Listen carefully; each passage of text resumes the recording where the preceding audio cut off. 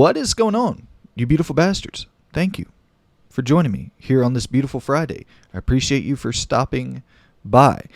A lot of video game news to dive into. It's been, I think, over a week at this point since I have dove into some video game news here on the channel because I was feeling like dog shit. Pretty much lost my voice, got super sick for it was almost like 5-6 days of being pretty damn sick. Got hit with the seasonal cooties. I don't know what the hell hit me, but I was down bad. I rarely get legit sick, sick for a majority. Like I get sick maybe one day a year and then, pretty sick one day a year, bounce back. But I was down bad for a few days there. So feeling decent now. The voice is mostly back to normal, still a little bit nasally. So if you hear me sounding a little bit like a fucking Squidward here and there, don't beat me up too bad in the comments. But big show to get into. Oh, before we do dive into that, change the name of the channel from my name, Brandon Sylvia, to Unnecessary Rambling because there are like 846 Brandon Sylvias on YouTube. Did not have any idea that there were that many Brandon Sylvias even existing on the planet. But shout out to all the other Brandon Sylvias out there. But we're changing it to Unnecessary Rambling. I believe, if I'm not mistaken, this is the only Unnecessary Rambling in existence. I don't think there's another show with that name. I don't think there's another YouTube channel, a podcast, anything with that name. So I think we should be good to go with Unnecessary Rambling. So yeah, Unnecessary Rambling from this point moving forward. But without further ado, enough of the unnecessary rambling, if you will, and let's dive into the news. A lot of big news was breaking while I was, under the weather. But a lot of it was stuff I wasn't really necessarily super interested in talking about, like the Grand Theft Auto 6 leak. It's not even that I was necessarily not wanting to talk about it. It was just more that I didn't want to, show all the leaks, all those gameplay leaks on the channel and have my channel just, copyright struck to oblivion by Take-Two. So I was like, you know what?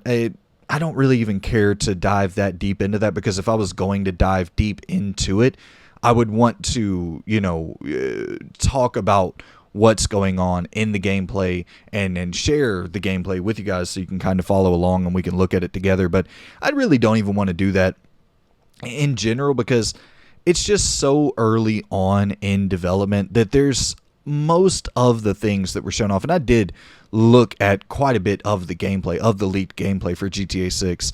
And most of it, it was just so early in development. I think a lot of the footage was from 2018, 2019. We're talking about a game that isn't going to release until probably 2025, 2026, I would assume. So we're looking at shit that's just not going to be reflective of the final product at all. And I was really surprised to hear some people that I find to be very intelligent, informed critics of the industry saying things like, they were disappointed by how reminiscent or how similar the footage that we saw was to prior GTA games. And I was just like, man, I don't think that any of the main changes are going to be shown in footage that's that early along in development.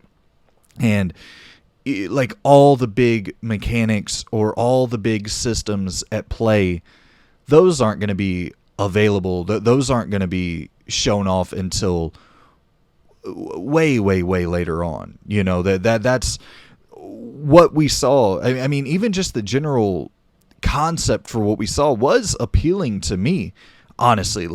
Having the two different characters, the kind of Bonnie and Clyde storyline, which was already leaked, but to see that and seeing the little heist mission, or it wasn't really even a heist, but it was just more of a small scale robbery. But that's where I'm assuming a lot of the big innovative changes in gameplay and in systems are going to occur is that you're probably going to start off as a small time, robber, criminal, and then you're going to work your way up. And I feel like a lot of those heists are going to become a lot more complex, similar to something with the GTA 5 heists. But imagine like an entire game based around that. Like, those are the things we won't know about until way, way later on. Like, what are the different new systems that are going to make this a must play style of experience? And we know that Rockstar, they're not just going to slap on a new coat of paint. There's going to be crazy new systems in place. This is the most anticipated game in development. There's nothing else even close, in my opinion. It's hard to kind of say that because you have stuff like Call of Duty that sells even more than Grand Theft Auto in a lot of respects when you're adding up the entire franchise. But it's hard to say like people really anticipate Call of Duty because they come out so frequently. It's Call of Duty every single year, so it's hard to like build up anticipation for that.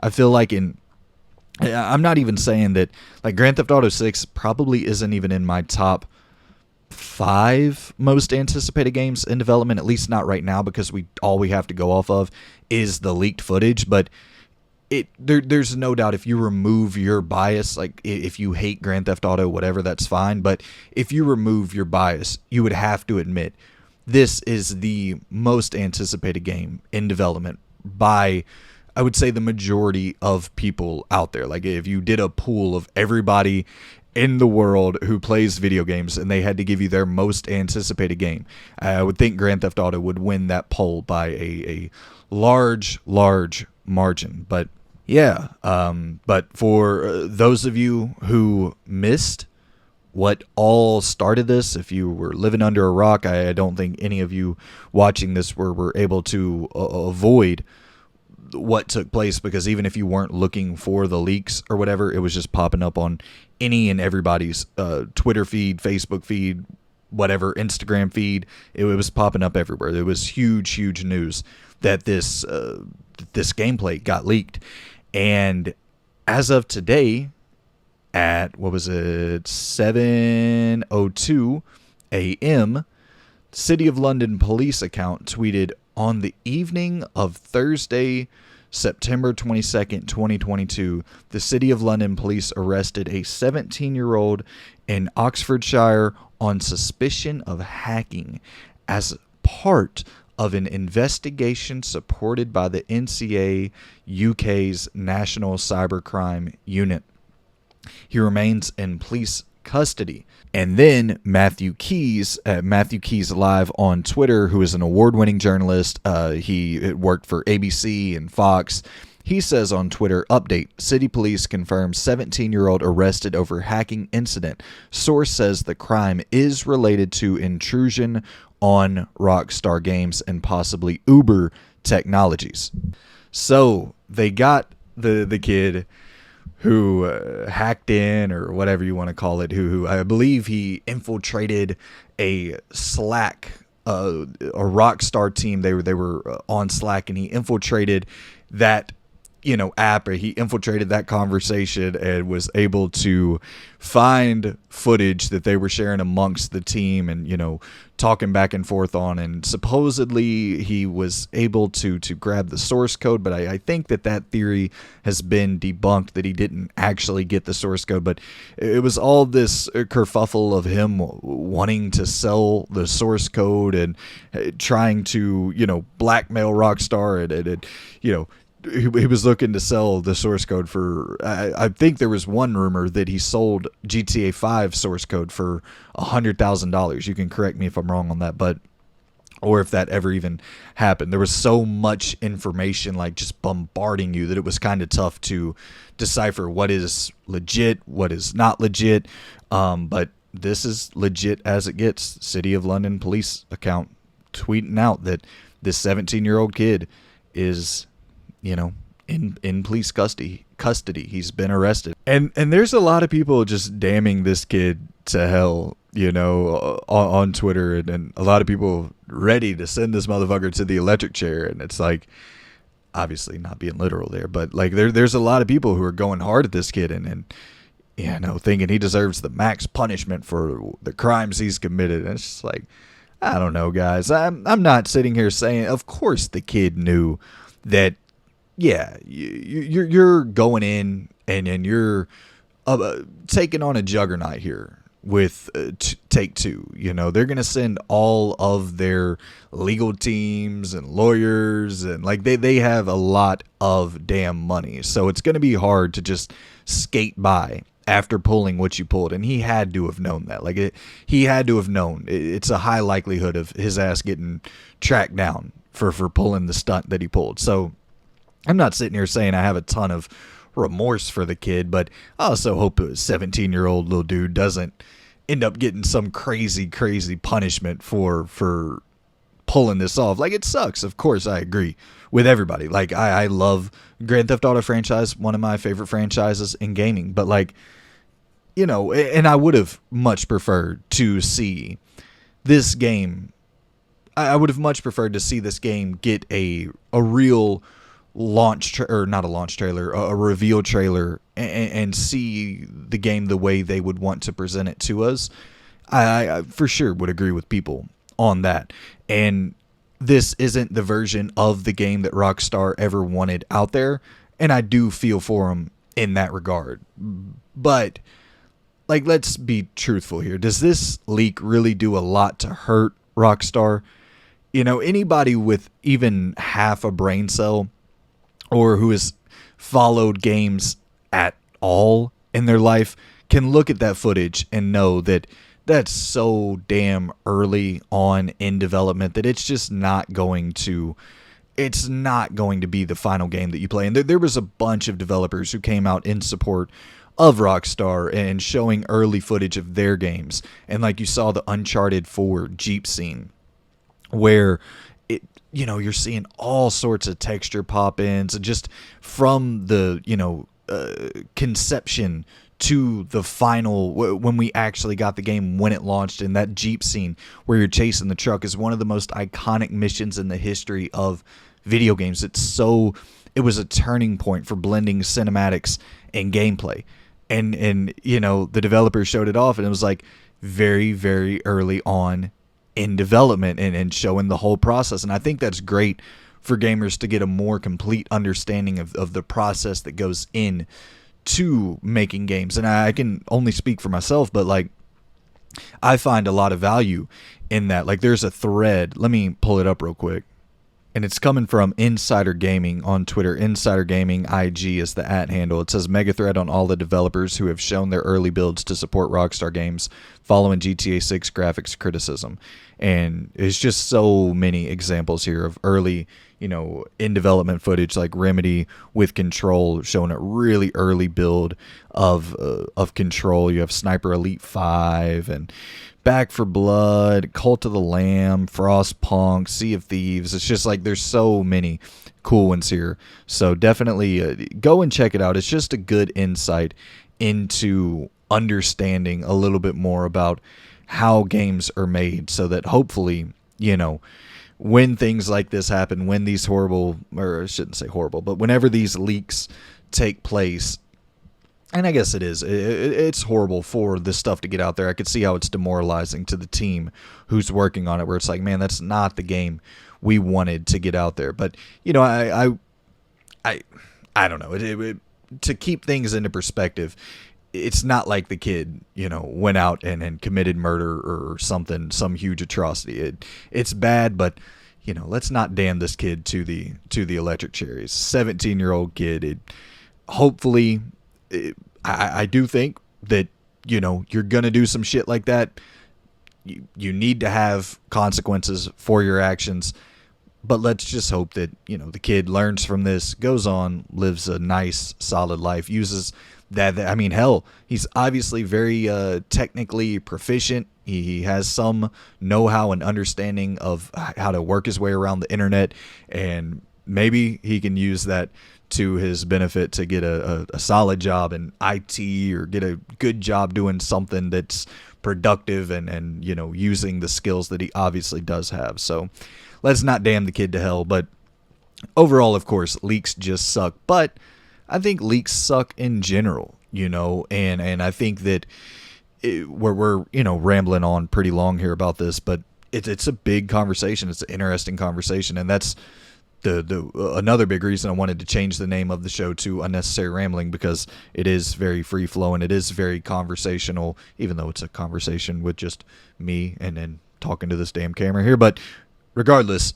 I like just airing out the thoughts on the fly here, and so I hope that people who are tuning into this are more into a natural style of conversation or flow than the more scripted points that you get on YouTube. So I'm hoping that the people who find this and get into this are more into that longer form of conversation. But yeah, the leaks in general, I do think are overall like a net negative to the industry. Like, something that I'm very excited for is seeing Silent Hill come back. And I can't imagine how much cooler it would have been to not have all of this information build up and this information dump. And, we know almost without a shadow of a doubt that there's a couple Silent Hill games in development right now. And it would have been great to have gone in to an E3 or gone into a PlayStation showcase or an Xbox showcase or a Game Awards and have Silent Hill presented to you for the first time. You hear that music hit, you see the car, going down the road, and you know immediately, or maybe you don't know immediately if you haven't played the games, but you're maybe excited to play a remade version of it. If you're a younger audience member who got into like RE2 remake in it or RE3 remake, and you're just getting into survival horror, and that's like one you've really been wanting to go back to, but you're not used to those old tank controls. And so the pop, or just the reaction that I think seeing Silent Hill for the first time without all the leaks and all the rumor and all the information out there, I think it just would have created a much bigger pop. Whereas now, whenever we do get it, it's going to feel a lot more to me like, okay, finally, at least we have official confirmation. Let's move on to seeing more of it, to actually getting our hands on it. It's not just going to be that, oh my God, it's actually real moment. And this isn't a shot at the people out there who are leakers or who are insiders getting this information, because I think a lot of it is context clues where you can pull quotes from CEOs or heads of companies, where like the Bloober thing, it's pretty easy to put those context clues together and go, okay, yeah, Bloober is working on a Silent Hill game. They've been known for nothing but horror. They said they're working with Konami on one of their classic IP. Of course, that's probably going to be Silent Hill. So things like that, it's like, okay, yeah, use your context clues to piece together information and provide it to your audience. I think that's fucking great.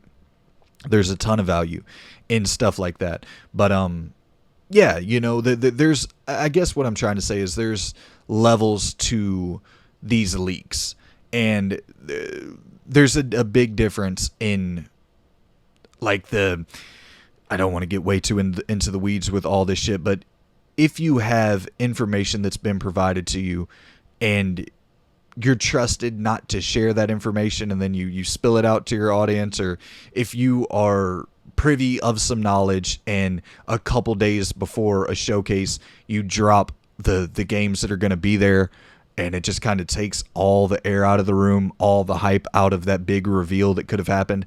I think I'm not saying it's just as bad as going into a Slack account or going into I'm not saying it's as bad as directly stealing something from a team that's working on a game and then sharing that footage out there when it's not the footage that they would want shared. But there is something about kind of stealing that joy of that big moment.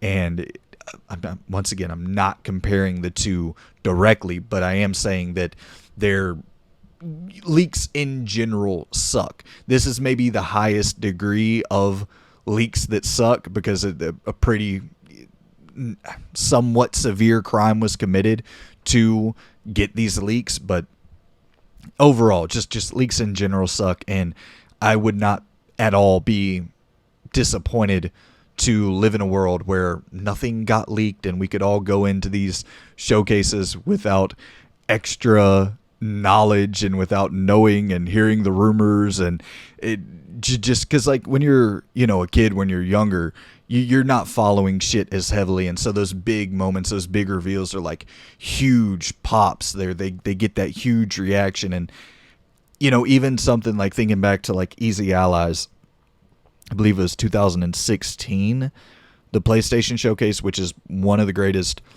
E3 showcases of all time. It was so cool to see that, like, I don't know the right word, just that real reaction, real excitement from people who love the industry, and for people who are just really pumped to get their hands on these games. And I know that there was leaks and rumors and information out there at that time that you could piece together and kind of know what's going to come, but it just didn't, even in 2017, it didn't seem as severe as it is now. But that's enough rambling about damn video game leaks. But yeah, a lot of new Grand Theft Auto information to chew on there. A lot of gameplay leaked out of that. 90 videos, over an hour of footage, and I went through, watched a lot of it, and it honestly left me a lot more excited to see a game that's 2018, 2019, I believe is when that build, the footage was from that build. By 2025, I'm expecting that thing to be something really fucking special. So here we go, man. Here we go. A few more years, and then we should be. Hey, honestly, by how complete some of that shit looked, I would not at all be surprised to see Grand Theft Auto revealed officially in probably 2023. Probably 2023, I think we'll get an official reveal. And you know how Rockstar usually does it. They get that official reveal, and then they go into the in-depth gameplay trailers from that point on. They bring in the narrator, and they kind of describe what's going on in the moment-to-moment gameplay.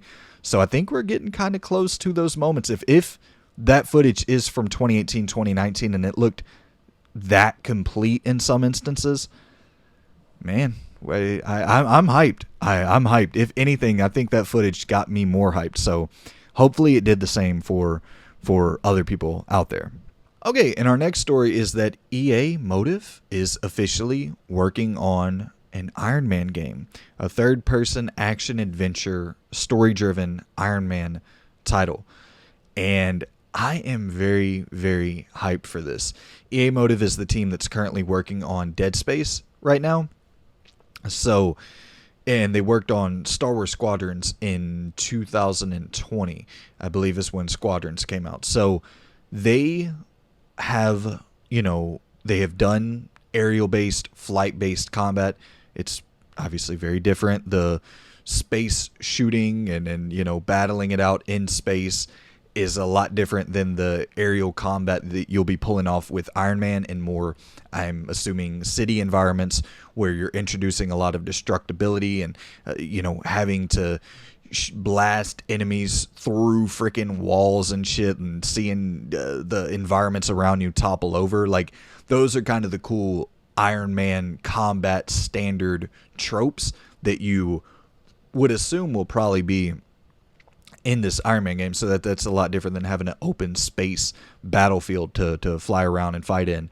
And I've seen a lot of people going, well, if EA can use that Anthem code for the flying in Anthem, if they can somehow find a way to get that into this Iron Man game, and then you have like the boots on the ground aspect of Dead Space where it's a third person shooter, because essentially, Iron Man, when he's on ground, it's going to feel a lot more, I'm assuming, like an L2R2 shooter, where you're aiming up with your hand, blasting people, pulling off different projectiles. And so it's going to have to combine those two things where you are, switching between on the fly, going aerial based combat, and then also going kind of more boots on the ground and third person shootery. So it seems that this is a team that should be able to pull this off with Squadrons, with Dead Space,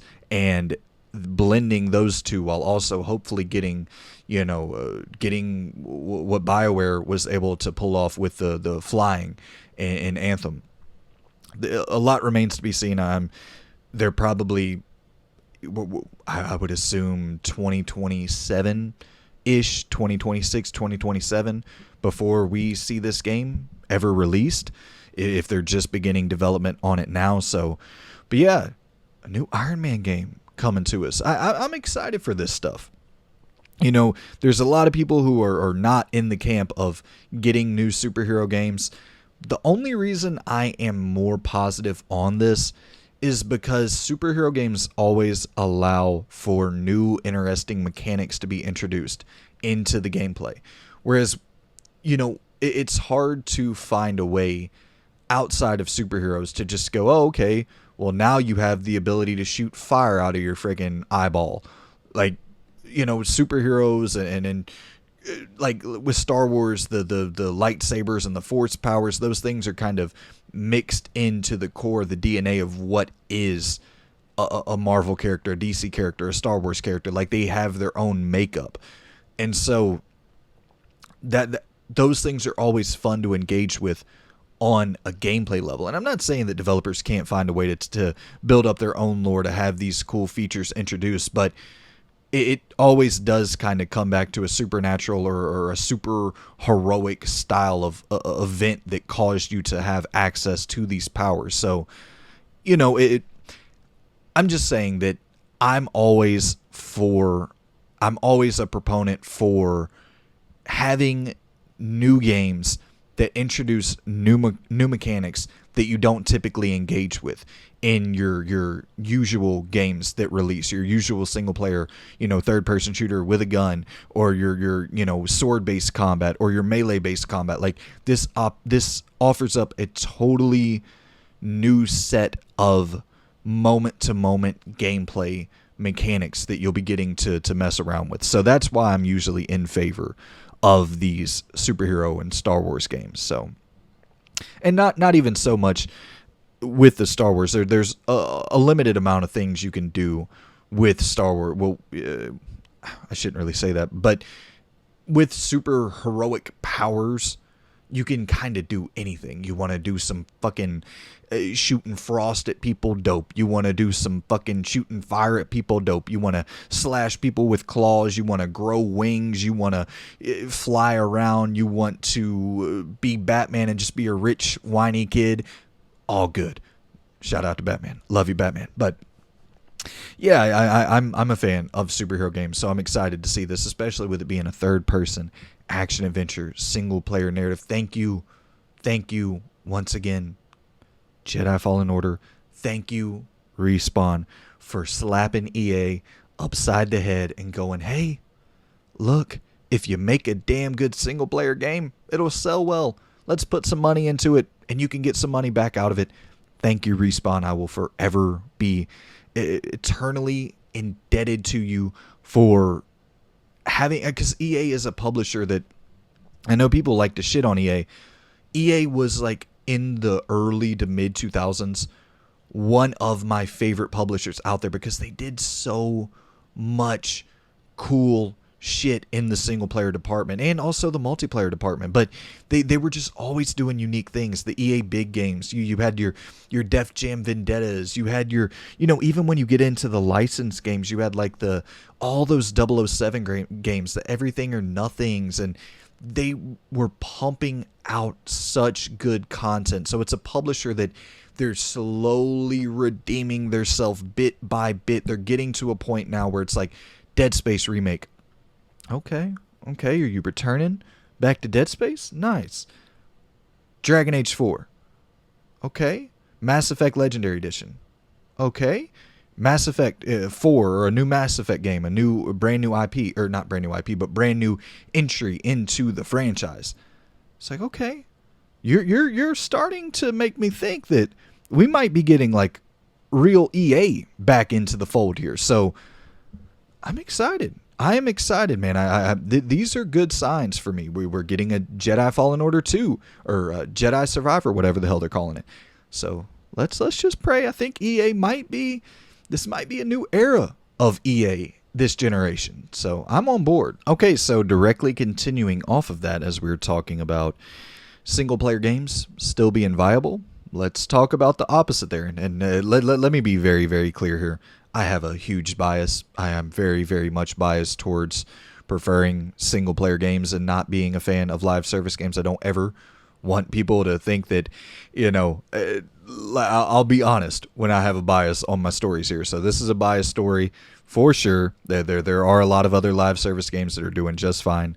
Let's be clear about that. But if I can shape a narrative in here that live service games aren't the way of the future and that single player games are, then that's a narrative that I will happily shape, or help shape. But this is coming to us from Polygon.com, and this is in regards to Babylon's Fall, and which is not doing so well. It says here, Platinum's latest is doing badly right now. So badly that Square Enix announced last week that it's terminating the game's live service on February 27th, 2023, wiping the gameplay data in its Hanging Garden player site less than a year after it launched.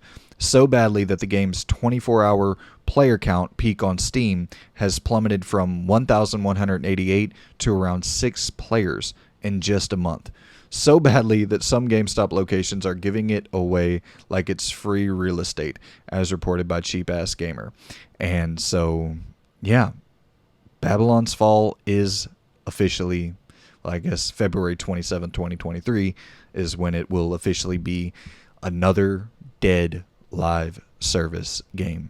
And yeah, we'll close off our show with, I don't mean to relish in the fact that another live service game is dead.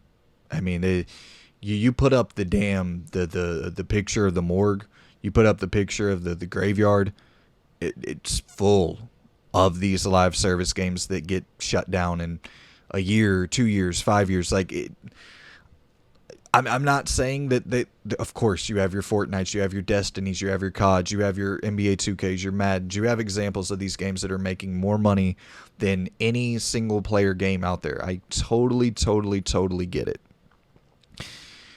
And we will be talking about this so many times because it's a trend in the industry that is, it's just very, very popular. So topics like this will come up. You'll hear me repeat myself. I do apologize for that, but there is an inherent understanding between the developer and the player that if you make one of these games, no matter what, you are going to keep pumping content into it, no matter the cost. And thankfully, with Square, they realized, how about fuck that? We tried it. It failed. We're done. But with a lot of these games, like even Marvel's Avengers, which I believe is dead or soon to be dead as well in the live service realm, but that came out in 2020. They were given content all the way up to this year, I believe. I don't think they have plans of introducing any more content to it, which another Square Enix joint. But they, supported that for 2 years, and you're talking about hundreds of millions of dollars lost, because you're committing to a plan that people did not want. You're committing to pumping out this content to a player base that's not there to absorb the content, to consume the content, to pay for the content. And so if that's the case, then you're spending hundreds of millions of dollars and then pretty much knowing that you're not going to get that return. Like, I can't, it's just, it's baffling. It's baffling, especially when you see what Capcom is doing with Resident Evil. And this is a comparison that I'll use a lot. And they have multiple teams working on it. I understand that, but they pretty much have like a 10-year roadmap. If you look back, you start at 2017 on into 2027, like they have almost a yearly cadence that they're hitting. And when including DLC, it is literally a yearly cadence that Capcom is hitting with Resident Evil. It's insane.